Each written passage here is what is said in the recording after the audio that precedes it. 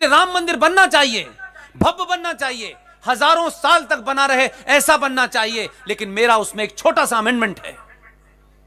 मंदिर मेरी भी आस्था है, आपकी भी आस्था है। मंदिर तो इस देश में हजारों लाखों मंदिर हैं, करोड़ों मंदिर हैं। और आपके सोमनाथ में तो मंदिर था, कोई करोड़ों लोग नहीं आए थे उसे तोड़ने के लिए। आपके अंदर का लालच और कायरता ने 16-17 बार उसने हमला किया और आपका मंदिर तोड़ के चला गया। आज आपने उसे भव्य बना लिया। मैं आपसे सिर्फ एक छोटी सी दरखास्त करता हूं, मंदिर बनाइए, भव्य बनाइए। मैंने सुना विदेशों से भी कोई सोने की ईंट भेज रहा है, सब भेज रहे हैं। मंदिर की रक्षा करने वाले चलते फिरते उस हिंदू को कौन ताकतवर बनाएगा जो मंदिर की रक्षा करेगा? तब तो वो गजनी से चल के आया था, अब तो इस देश में 25 करोड़ लोग गजनी हैं जो आज टेलीविजन पे खड़े होकर के बिना लाग लपेट के कहते हैं कि आज रात है, आज अंधेरा है, आज हमारी ताकत नहीं है। 2 दिन के बाद, 4 दिन के बाद, 10 साल के बाद, 20 साल के बाद हम इख्तिदार में आएंगे और हम इस मंदिर को तोड़ कर फिर हम बाबर की मस्जिद बनाएंगे। आपके मुंह पे कह रहे हैं और आप समझ रहे हैं कि मंदिर भव्य बना दिया है, अरबों खरबों रुपया लग गया है, उससे मंदिर मजबूत नहीं होगा। मैं कहता हूं इस देश में चलते फिरते सनातनी को जिस दिन आपने चलता फिरता मंदिर बना दिया, कोई आपकी मंदिर की तरफ आंख उठा के नहीं देखेगा। हम उस पर ध्यान नहीं दे रहे हैं, हम मंदिर की सुरक्षा में लगे हैं, उस पर पैसा लगा रहे हैं।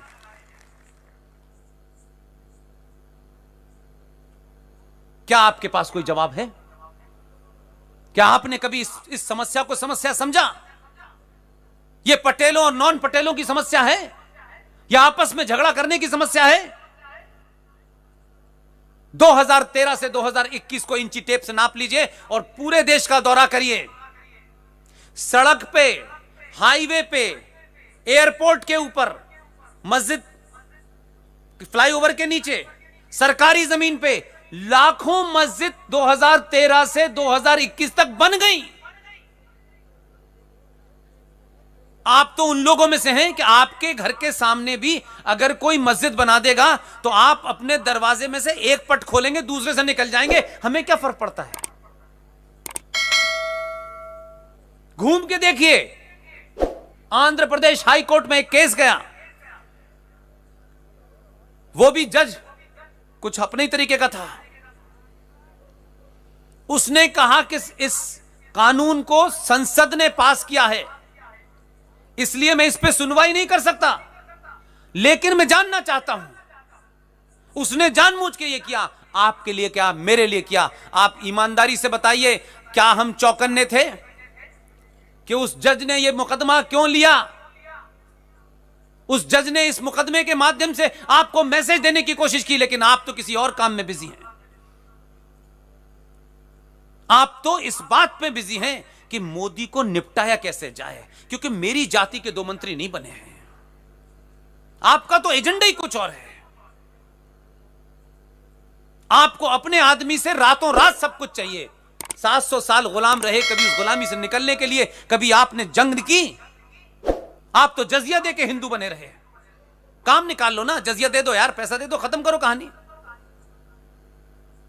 उस जज ने उसकी सुनवाई सिर्फ आपके लिए की थी, मेरे लिए की थी। मेरा दिमाग खराब है, इसलिए मुझे ऐसी चीजें मिलती हैं, ऐसी चीजों को देखता हूं। आप सुकून में हैं और यह सुकून आपको आसानी से नहीं मिला है। इस सुकून का इलाज करके 2002 में, 2014 में वहां गया है। इसे परमानेंट मत समझिए कि एक बार इलाज कर दिया अब नहीं होगा। समय समय पर ऐसे इलाज करते रहिए और समाज करे, ताकि समाज परमानेंट है। सरकार तो किसी दिन भी चली जाएगी, किसी दिन कोई दूसरी आ जाएगी। जो दूसरी आएगी, जो आपके मत की नहीं होगी, वो कहेगी ये समाज समझ गया है। आप परमानेंट हैं, सरकारें परमानेंट नहीं हैं। आपसे सरकार है, सरकार से आप नहीं हैं। अगर आप बदल गए तो उनको लगेगा ये तो फिर कर देंगे। इसी डर में हमेशा एड़ियों के बल खड़े रहेंगे। इसलिए मेरा आपसे विनती है, उस जज ने जिस कारण से यह मुकदमा सुना, उसने कहा कि मैं इस पे सुनवाई नहीं कर सकता, लेकिन मैं इसको जानना चाहता हूं। आंध्र प्रदेश हाई कोर्ट के जज ने सारे तथ्य इकट्ठे किए ताकि कल कोई आरोप न लगा पाए कि यार ये तो कुछ झूठी बातें विश्व हिंदू परिषद ने फैला दी हैं, बजरंग दल ने फैला दी हैं, हिंदूवादियों ने फैला दी हैं, ये आरोप न लगा पाए। उसने आपकी मदद की, लेकिन आपने उसकी मदद को भी ठुकरा दिया। अपने पूरे सुनवाई के दरमियान, जो कि लीगल नहीं थी, लेकिन साक्ष्य इकट्ठा करने के लिए हाई कोर्ट ने उसने ऑर्डर करे कि मुझे इस पूरी स्थिति से अवगत कराया जाए, और उसने उस पर कोई फैसला नहीं दिया। कहा कि संविधान, आपकी संसद की वजह से मैं इस पर सुनवाई नहीं कर सकता। लेकिन ऑब्जर्वेशन में क्या कहा उसने? ऑब्जर्वेशन में ये आंध्र प्रदेश हाई कोर्ट के जज का स्टेटमेंट है। उसने कहा कि भारत की जितनी भी भूमि है, लैंड एरिया है, सबसे ज्यादा लैंड एरिया रेलवे के पास है।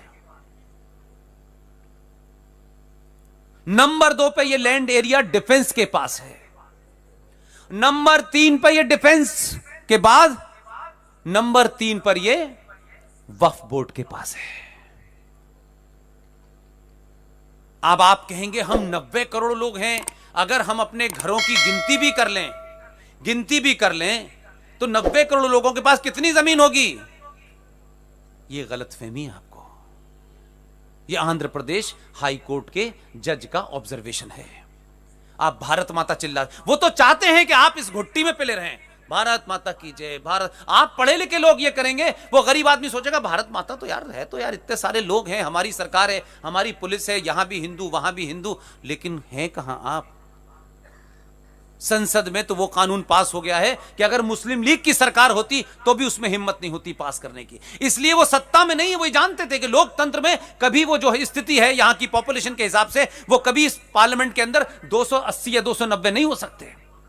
उन्होंने आपकी वीकनेस पकड़ी, उन्होंने आपको आगे बढ़ाया, और एक ऐसा कानून पास हो गया है कि ये भारत राष्ट्र को जस्टिफाई करने के लिए इस फैसले के पीछे जो एक कहानी थी, उस कहानी का छोटा सा हिस्सा सिर्फ यही है कि आपने 1946 का इलेक्शन रिजल्ट नहीं पढ़ा। 1946 में देश में चुनाव हुए थे, गूगल पे ढूंढिएगा। 2 कांड हुए थे 1946 में। एक बंगाल के अंदर हुसैन शहीद सोहरावर्दी नाम का चीफ मिनिस्टर था संयुक्त बंगाल का,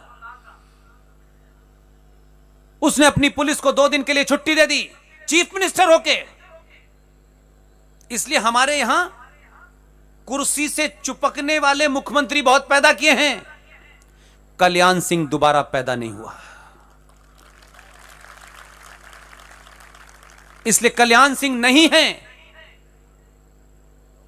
लेकिन उनके सम्मान में जितना बोला जाए उतना कम है। इसलिए अपनी नियत क्या है उसी से नीति बनती है। Kalyan Singh sitting chief minister था, उसने सुप्रीम कोर्ट में हलफनामा दिया कि मैं कुछ नहीं होने दूंगा। पहली बार मैंने उस दौर से मेरा के आसपास कैरियर शुरू हुआ था, और अलीगढ़ मेरा शहर है, और मेरे घर से 20 किलोमीटर 25 किलोमीटर दूर उनका घर, गांव अतरौली में, मढ़ौली गांव जहां के वो रहने वाले थे। मैं उन्हें निजी तौर पे जानता था। जिस दिन आप समाज में ऐसे नेता पैदा कर देंगे कि राष्ट्र बताने के लिए उसने सुप्रीम कोर्ट में एक हलफनामा दिया और कहा कि इस हलफनामे की वैल्यू सिर्फ सुप्रीम कोर्ट तक है, कि मैं कुछ नहीं होने दूंगा, और सब कुछ उसने करा दिया। और जब सुप्रीम कोर्ट ने उससे कहा तो उसने कहा मैंने हलफनामा दिया था।